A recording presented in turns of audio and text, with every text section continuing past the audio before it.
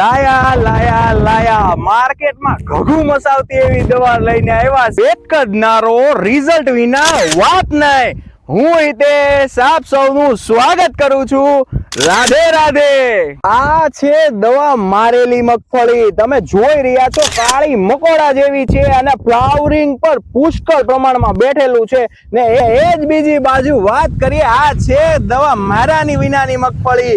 પીળી આવળ જેવી તમને દેખાય છે અને ફ્લાવરિંગ પણ બહુ ઓછું છે.